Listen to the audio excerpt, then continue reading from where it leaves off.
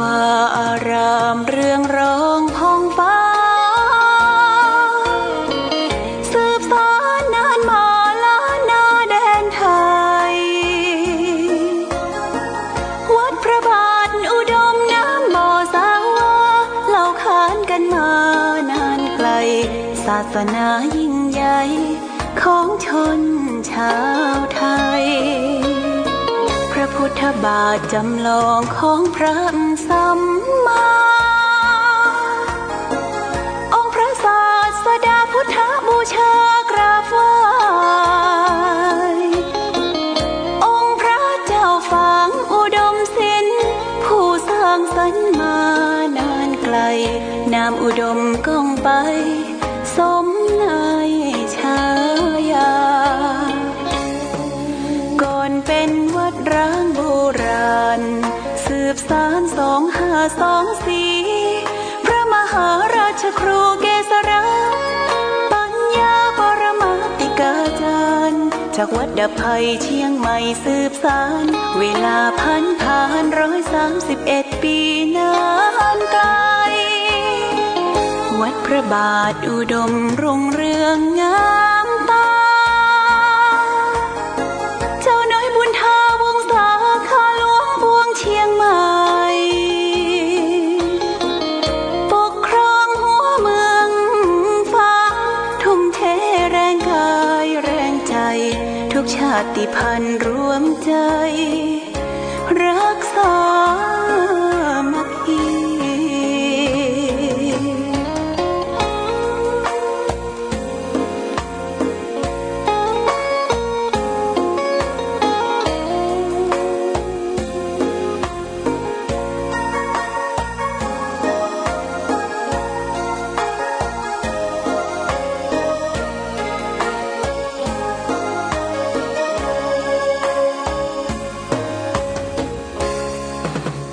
เป็นวัดร้างโบราณสืบสาน2524พระมหาราชครูเกษราปัญญาปรมาติกาจารย์จากวัดดับภัยเชียงใหม่สืบสานเวลาผ่าน131 ปีนานไกลวัดพระบาทอุดมรุ่งเรืองงามตา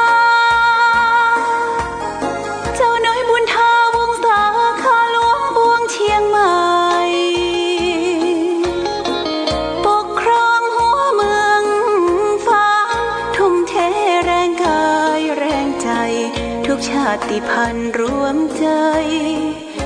รักษามัคคี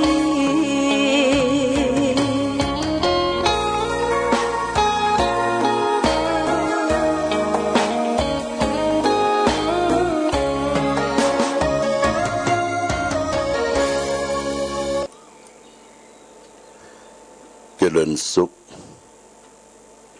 ศรัทธาสาธุชนญาติโยมท่านพุทธบริษัททั้งหลายวันนี้รายการธรรมประทีปส่องต่างก็ได้มาพบปะกับพ่อแม่พี่น้องศรัทธาสาธุชนญาติโยมแห่งครั้งหนึ่งวันนี้เป็นวันพฤหัสบดีที่29เดือนเมษายนพุทธศักราช2564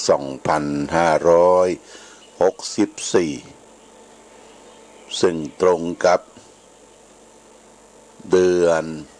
8เดือน6ใต้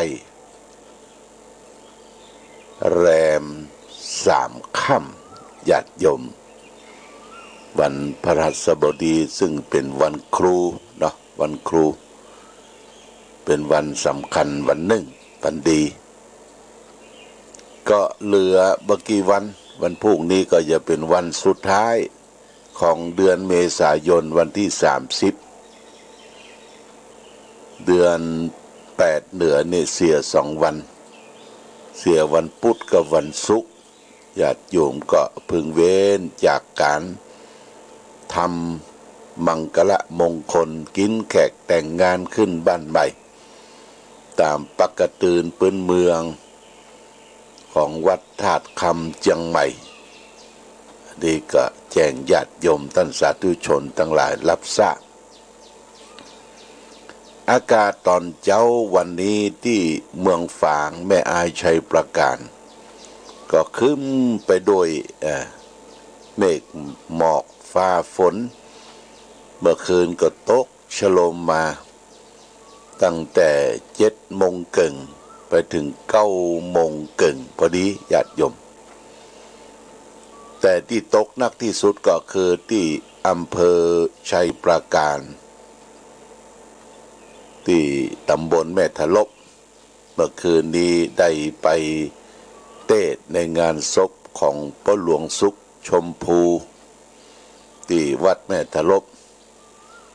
ไปถึงที่นั่นก็เกือบ20:00 นฝนก็ลงจักฝนตกหนักนะแต่เทศเสร็จประมาณสัก9:00 นปิกมาถึงฝางนี่ก็บ่ค่อยนักตะใดฟ้าฝนเลยว่าตกบ่ทั่วฟ้าแต่ก็ยังมีอิทธิพลทำความปลื้มสถานที่ต่างๆน้ำฝนดังที่บอกไว้แล้วว่าเป็นน้ำอมฤตน้ำบริสุทธิ์ตกลงจากฟากฟ้าสุราไหลมาชโรมพื้นที่ที่เราอยู่ที่อาศัยคือเกิดความชุ่มชื่นเบิกบานเลี้ยวไปทางใดก็มีต้นไม้ภูเขาเหล่ากาเขียวชอุ่มไปทั่วทำให้สีเขียวเรียกว่าคลอโรฟินที่สู่สายตาเขาเนี่ยเย็นส่ำสบายตรงกันข้ามทำให้เหลียวไปทางใดมีแต่ไฟไหม้มีแต่เขาล้นมีแต่ความแห้งผากเนี่ยความแห้งผากมันเป็นผลกระทบไปถึงด้านสภาพจิตใจของคนเฮาเช่นเดียวกันญาติโยมเพราะฉะนั้นต้นไม้ภูเขาเหล่ากาเนี่ยมีความสัมพันธ์ความเป็นมาเกี่ยวเนื่องกับพระบรมศาสดาสัมมาสัมพุทธเจ้าของเราพระพุทธเจ้าได้ประสูติที่สวนลุมพินีวันระหว่างกรุงเทวทหะกับกรุงกบิลพัสก็ประสูติใต้ต้นไม้พระนางสิริมหาบยาทรงเอามือขวาโน้มกิ่งไม้เอามือซ้ายอุ้มท้องแล้วก็คลอดเจ้าชายน้อยชื่อว่าสิทธัตถกุมารทรงประทับยืนนะญาติโยมทรงประทับยืนคลอดใต้ต้นไม้หลังจากนั้นมาพระองค์ก็ได้สละราชสมบัติออกบวชออกทรงพระนวดพระองค์ก็ไปอยู่ป่าอยู่เขาอยู่กับธรรมชาติอยู่กับน้ำศึกษาเรื่องของธรรมชาติดินน้ำลมไฟแล้วก็ได้ตรัสรู้ธรรมที่พุทธคยาเมืองคยาก็ใต้ต้นไม้ใต้ต้นพระศรีมหาโพธิ์บ้านเฮาเรียกว่าต้นโพเนี่ยไม้โพสไลบ้านเฮาบ่เคยลัดรอนกิ่งก้างสาขาบ่เคยที่จะไปกุดไปกุ่นนอกจากจะปลูกจะฝังต้นโพเนี่ยเป็นสัญลักษณ์ในทางพระพุทธศาสนาเนี่ยใต้ต้นไม้เช่นเดียวกันอู้ถึงต้นโพประเทศศรีลังกาญาติโยมพุทธศาสนิกชนที่หั่นเพิ่นจะนับถือต้นโพเนี่ยมากนับถือต้นโพมากถ้าไปวัดเพิ่นจะเตรียมสิ่งของอยู่3อย่าง1น้ำ2ทราย3ผางประทีปเนี่ยพี่น้องชาวศรีลังกานี่นับถือพุทธศาสนาถึง90%กว่านุ่งชุดขาวญาติโยมทั้งเด็กหญิงชายผู้เฒ่าผู้แก่เข้าไปก่อนถึงวัดเพิ่นจะตามประทีปตั้งแต่ประตูวัดเข้าไปถ้าเย็นค่ำเนี่ยจะเห็นแสงประทีปเหลืองรองสวยจดงดงาม แล้วก็ที่องค์พระธาตุเจดีย์หรือที่สิ่งศักดิ์สิทธิ์ก็จะมีประทีปโคมไฟเนี่ยตามเรียงรายไปหมดเป็นการบูชาพระพุทธเจ้าและน้ำที่เอาไปก็เอาไปรดต้นโพทรายที่เอาเข้าไปวัดก็เอาไปหว่านรอบใต้ต้นโพธิถือว่าเป็นต้นที่กำเนิดเกิดพระพุทธเจ้าเนี่ยเพราะฉะนั้นเราและท่านทั้งหลายได้ปลูกต้นโพที่บนวัดพระธาตุศรีมหาโพธิ์ตโพธารามพระธาตุม่อนปิ่นเนี่ยญาติโยมนะเมื่อปีที่แล้วเนี่ยนะเราก็ได้ประชาสัมพันธ์ว่าญาติโยมใครจะปลูกต้นโพต้นหนึ่งก็บกี่ตังญาติโยมเป็นค่าทางซีเมนต์แล้วก็ค่ากล้าต้นโพที่เอามาจากอินเดียประเดี๋ยวนี้ต้นโพเปล่งปังออกใบเขียวชอุ่มแต่บะฮือมันสูงญาติโยมบะฮือมันสูงแต่มันเป็นพุ่มเนี่ยคุณประพันธ์คือนานประพันธ์นี่เพื่อก็ดูแลให้หากต้นโพมันโคตรหวันอยู่ในกระถางนะกระถางน่ะเป็นพุ่มสวยงามรายรอบองค์พระพุทธฤทธานุภาพประทานพรฝ่างญาติโยมอยากจะไปหันต้นโพที่เขาปลูกเขาฝังก็ขึ้นไปนมัสการไล่เนอที่องค์พระเจ้าใหญ่วัดพระธาตุศรีมหาโพธิ์ตำบลปุ่งน้ำร้อนอำเภอฝางจังหวัดเชียงใหม่นี่อู้ถึงต้นโพที่พระพุทธเจ้าได้นั่งตรัสรู้ธรรม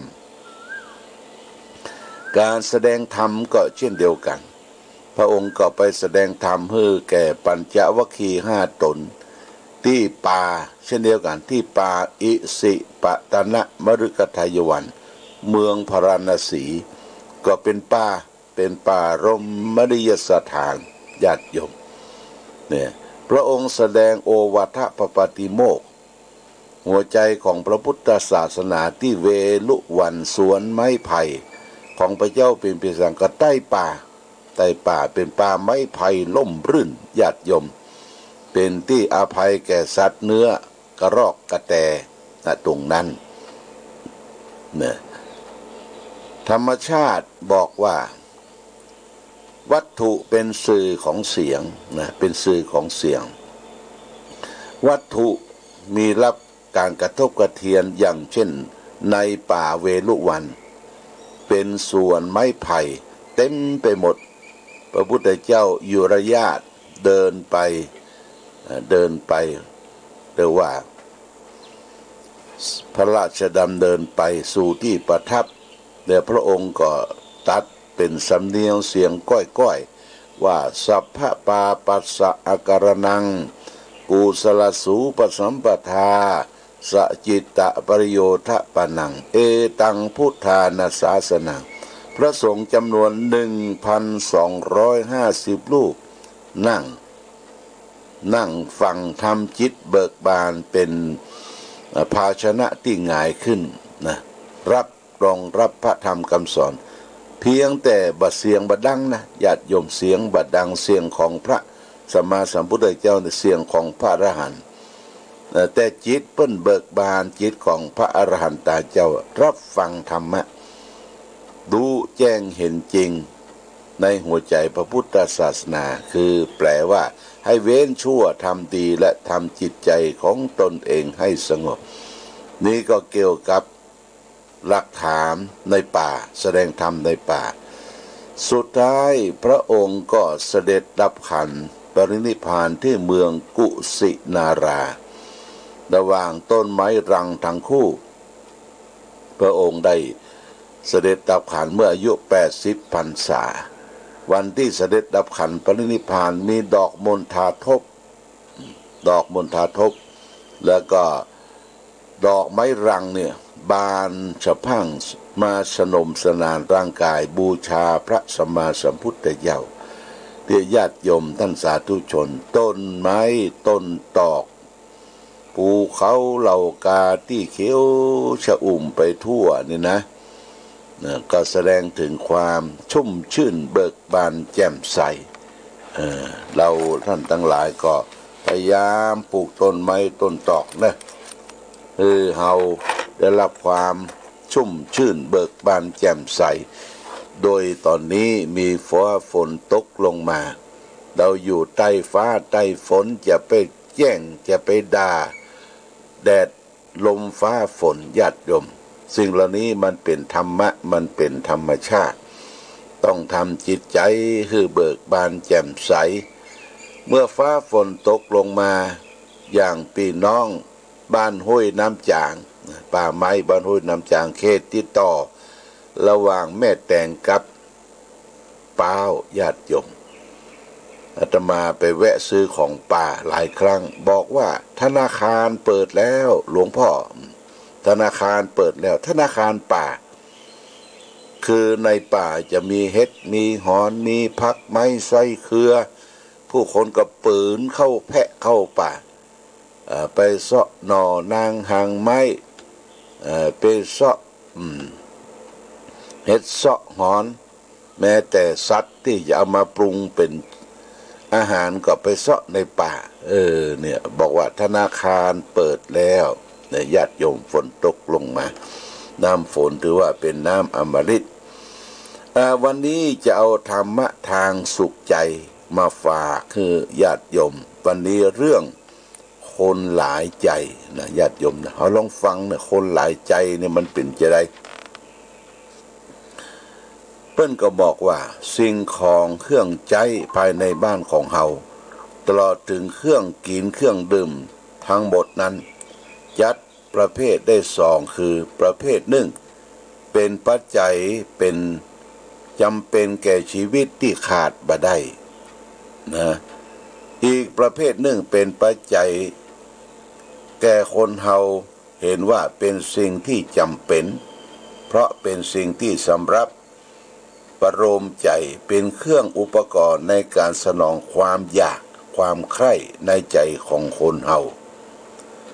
สิ่งจำเป็นสำหรับชีวิตนั้นมีขอบเขตมีปริมาณจำกัดเช่นว่ามีข้าวน้ำก็ขนาดพอรับประทานอาหารอิ่มต้องของเฮาวันละ3 มื้อเป็นอย่างมาก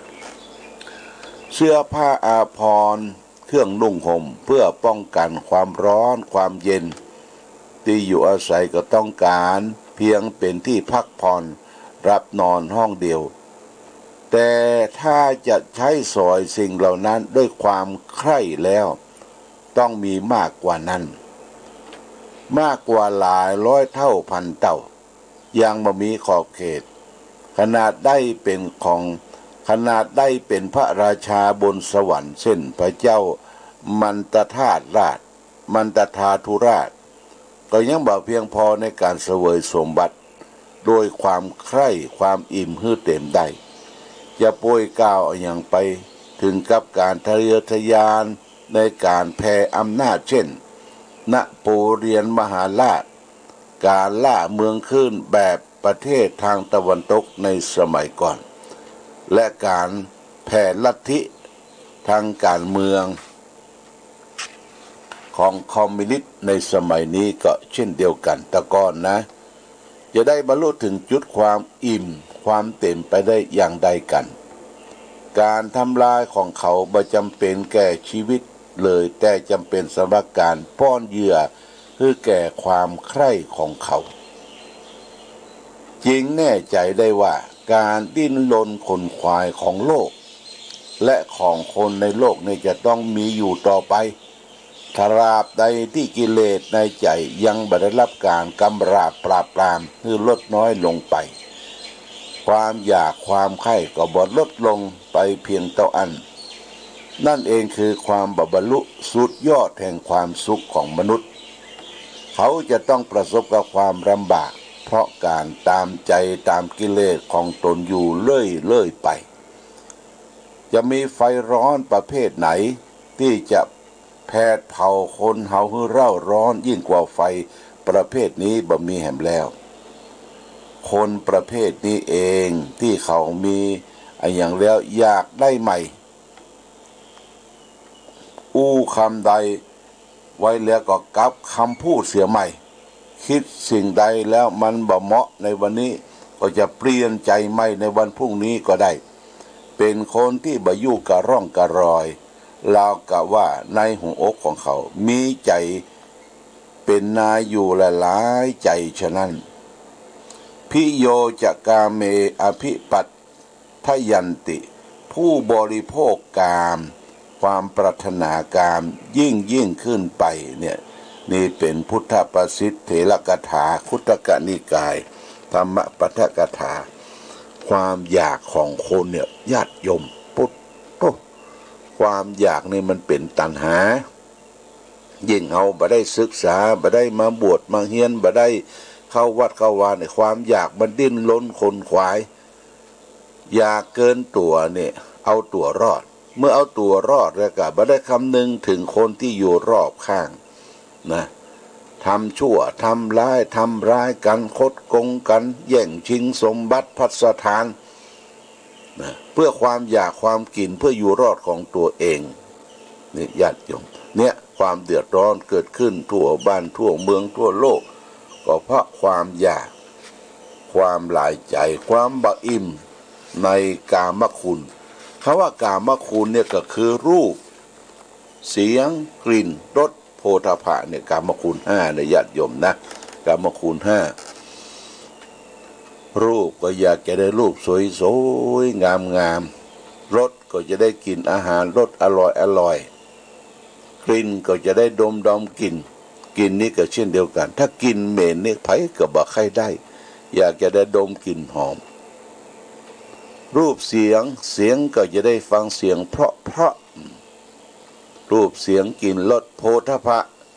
พะคือการกระทบสิ่งที่นุ่มนวลกระด้างแข็งนี่แล้วก็ธรรมอารมณ์คืออารมณ์ที่มากระทบกับใจก็อยากจะได้รับสิ่งที่เป็นอิทธารมณ์คืออารมณ์ที่น่าปรารถนาคำแช่งชักหักกระดูกคำกล่าวติฉินนินทาว่าร้ายบ่ชอบฟังคนเฮานี่บ่ชอบฟังคำที่สรรเสริญโยดยอยกยอปอปั้นแต่ก่อนนี้มีคนหนึ่งเขี้ยวมันงูนญาติโยมเขี้ยวมันงูนคือฟันบะเข้านะฟันบะเข้าก็เป็นคนเลี้ยงควายฟันบะเข้า